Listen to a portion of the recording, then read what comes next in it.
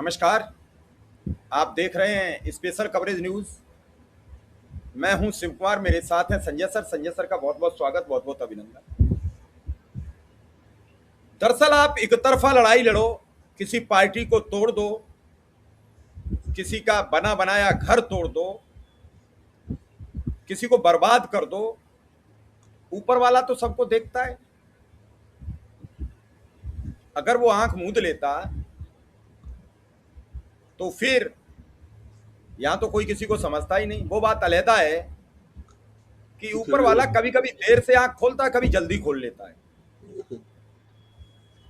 आपने कई बार सुना कि गांव में एक ऐसा आदमी हो गया आताई, जो जी चाहता है उसके साथ बदतमीजी करता है। तो या तो 2-3 साल में उसका व्यवहार बदलने लगता है, या फिर भगवान उसे समेट लेता है और वो 5 गज कफन में बंद कर एक मुट्ठी में बदल जाता है। ऐसा ही बाकी आज हम चर्चा करेंगे। आपको याद होगा, मोदी सरकार के एक मंत्री थे जिनके घर से तस्वीरें आती थी कि आज फला ममता का सांसद उनके घर पाया गया, आज फला उन मंत्री के घर एक सांसद पाया गया, आज फला उनके घर से निकला तो बाहर आते ही इस्तीफा दे दिया, आज फला ने ममता बनर्जी के खिलाफ मोर्चा खोल दिया। आज उन मंत्री को लेकर जो हस्र किया है मोदी और शाह ने, मुझे नहीं मालूम मोदी ने किया शाह ने किया, कि कोई विचार भी नहीं कर सकता है कि उनके 4 आदमी ट्रांसफर किए गए, 4 में एक तो बर्खास्त कर दिया गया। और ये पहली कार्रवाई उस मंत्री का जिसका चिराग जलता हो, उसका चिराग एकदम घुपा घुप कर दिया, अंधकार में खड़ा कर दिया, चिराग बुझा दिया। बेटा चलो तुम इधर चलो, तुम्हारा चिराग जलने के काबिल नहीं है, तुम्हारे चिराग में बदबू आने लगी है। समस्या यह है, चिराग बुझाया क्यों? वो तो अपने चिराग से तुम्हें रोज रोशनी दे रहा था, कभी महाराष्ट्र में, कभी बिहार में, कभी बंगाल में।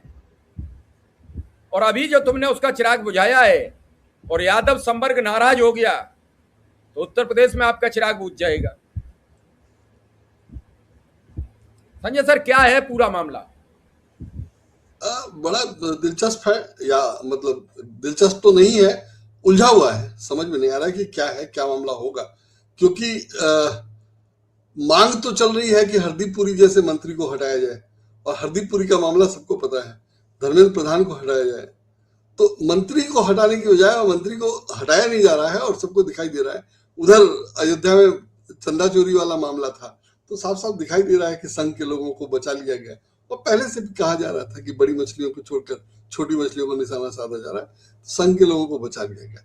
लेकिन इस मामले में क्या हुआ कि मंत्री को तो हटाया नहीं गया, और मंत्री के 4 लोगों को, मंत्री के 4 पर्सनल स्टाफ जो उनके खास लोग होते हैं, जो जिनके जरिए मंत्री काम करता है, जो मंत्री का काम करते हैं, जैसे भी देखिए, उन 4 को हटा दिया गया एक साथ, एक दिन में।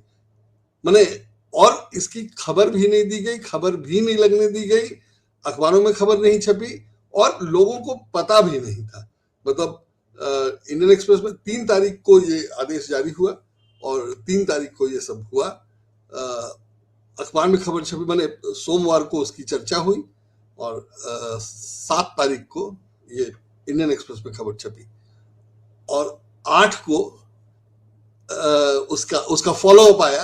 तो इंडियन एक्सप्रेस में उसका फॉलो अप है कि 3 नहीं, एक चौथे भी हैं, उस पर आता हूं। लेकिन ये खबर, इसका फॉलो अप है, 3 लोगों को किसी मंत्री के कार्यालय से एक साथ 3 लोगों को हटाया गया, तो बहुत बड़ा मामला था।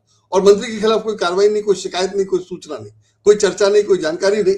और जैसा आपने बताया कि काम तो वो अच्छा ही कर रहे थे, कि टीएमसी को तोड़ रहे थे। बड़ा काम किया उन्होंने, 20 लोगों को तोड़ लिया, और सबसे बड़ी पार्टी हो गई अब ये संसद, लोकसभा में, वगैरह वगैरह। हुआ कि नहीं हुआ बात की बात है, वो अलग बात है, क्या चल रहा है उसमें वो सब अलग बात है। लेकिन उन्होंने तो अपना काम किया ही था, और अगर वो गलत था या उसमें कुछ गड़बड़ थी तो कार्रवाई मंत्री के खिलाफ होनी चाहिए थी।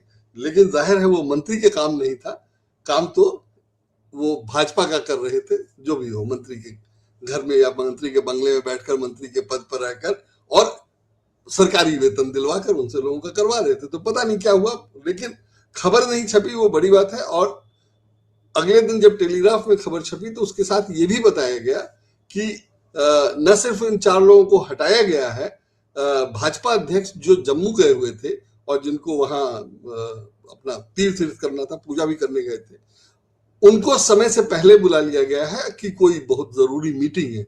और क्या मीटिंग है, किस विषय पे मीटिंग है, क्या एजेंडा है मीटिंग का, ये सब नहीं बताया गया। माने ये सब खबर नहीं है। और जैसा आजकल चल रहा है बीजेपी में, खबर लोग देते नहीं है, खबर लोग लीक करते हैं और प्लांट करते हैं जो सब होता है, तो उस हिसाब से खबरें छपती हैं या नहीं छपती हैं।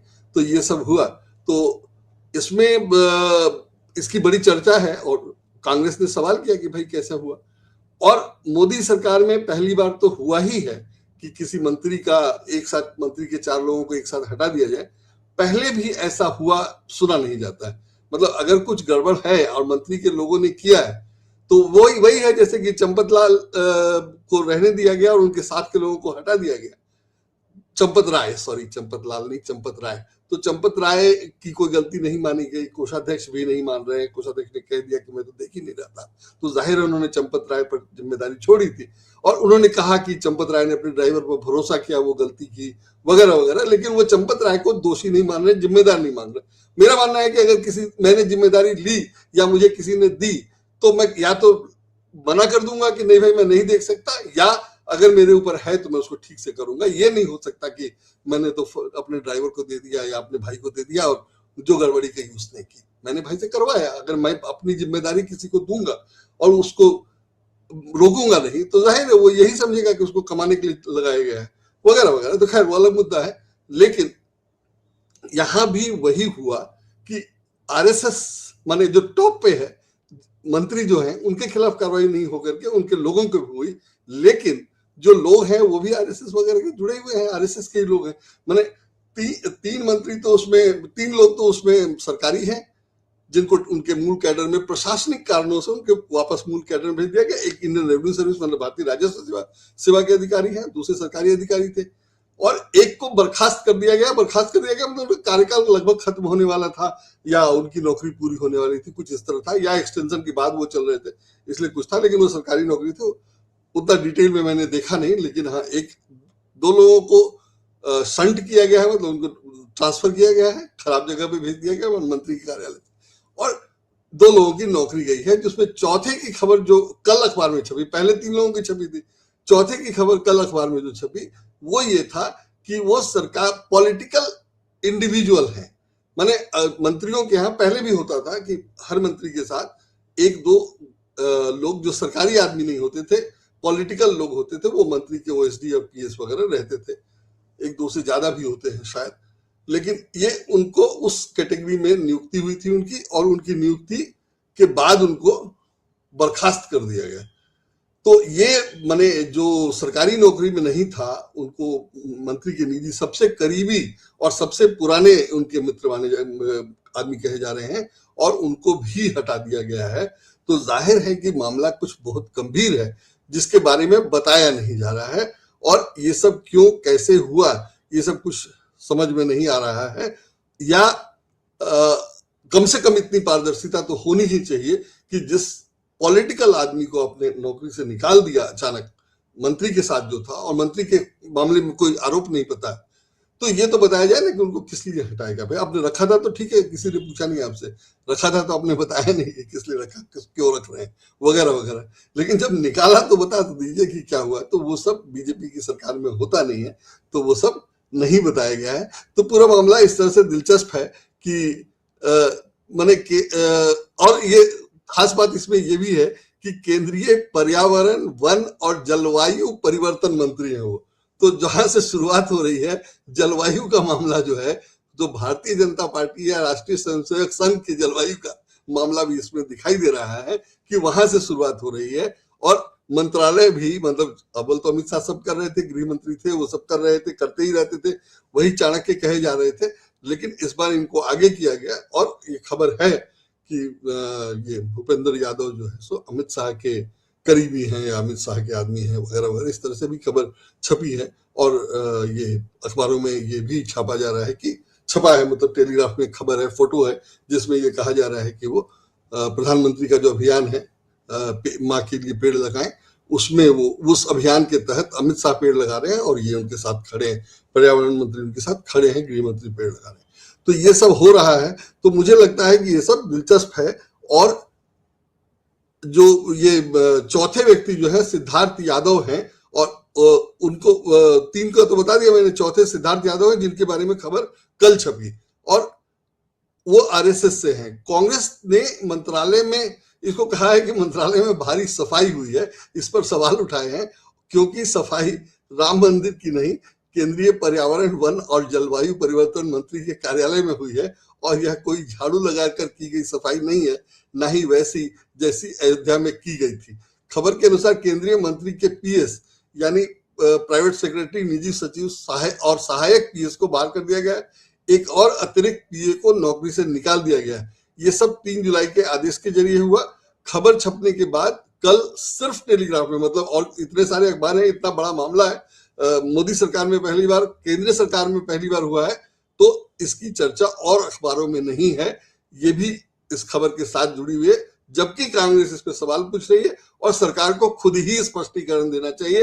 इंडियन एक्सप्रेस ने पहले दिन खबर में लिखा था कि इस बारे में सरकारी पक्ष लेने की कोशिश की गई तो किसी ने जवाब नहीं दिया। ये लिख करके इंडियन एक्सप्रेस ने खबर छापी थी। अमूमन होता यह है कि सरकारी पक्ष होना चाहिए और उसके बिना लोग खबर नहीं छापते हैं, या उसके बिना खबर की पुष्टि ही नहीं होती है। तो इंडियन एक्सप्रेस ने ये लिख के छाप दिया क्योंकि खबर कंफर्म थी और प्रतिक्रिया सरकार की नहीं आ रही थी, तो सरकार प्रतिक्रिया नहीं दे रही थी। जो सबसे पहला नाम है इसमें जिन लोगों को हटाया गया, जो भारतीय रेवेन्यू सर्विस के अधिकारी हैं, उनका नाम अमर सिंह है, और उन्हें उनके मूल विभाग में तत्काल प्रभाव से भेज दिया गया है।